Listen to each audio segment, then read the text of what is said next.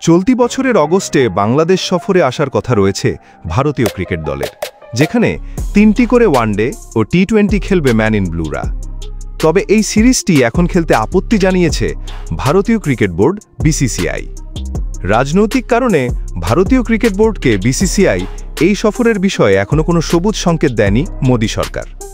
সরকারি উচ্চ পর্যায়ের একাধিক সূত্রের দাবি, সম্পূর্ণ রাজনৈতিক বিবেচনায় বাংলাদেশ সফর থেকে সরে আসছে ভারত। যদিও বিসিসিআই এখনই সফর বাতিল না করে পুনর্নির্ধারণের বিষয়ে আলোচনা চালিয়ে যাচ্ছে বাংলাদেশ ক্রিকেট বোর্ডের সঙ্গে।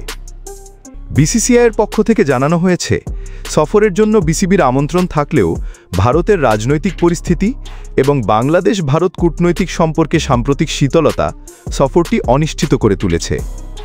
গত বছর আওয়ামী লীগ সরকারের পতনের পর থেকে ভারত-বাংলাদেশ কূটনৈতিক সঙ্গে সম্পর্কটা ভালো যাচ্ছে না। তাই সফরটি এখন অনুষ্ঠিত হলে তাতে রাজনৈতিক ঝুঁকি আছে বলে মনে করছে ভারত সরকার। নির্ধারিত সূচি অনুসারে আগামী 17 আগস্ট ভারতের বিপক্ষে প্রথম ওয়ানডেতে মাঠে নামার কথা রয়েছে টাইগারদের। দুদিন বিরতির পর 20 আগস্ট দ্বিতীয় ও 23 আগস্ট তৃতীয় ম্যাচ অনুষ্ঠিত হবে। এই সিরিজের প্রথম দুটি ম্যাচ অনুষ্ঠিত হবে মিরপুরে এবং তৃতীয় ম্যাচটি হবে চট্টগ্রামে।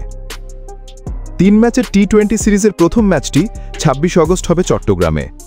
এরপর মিরপুরে আসার কথা রয়েছে ভারতের, যেখানে 29 আগস্ট দ্বিতীয় এবং 31 আগস্ট টি20 সিরিজের শেষ ম্যাচটি অনুষ্ঠিত হওয়ার কথা রয়েছে।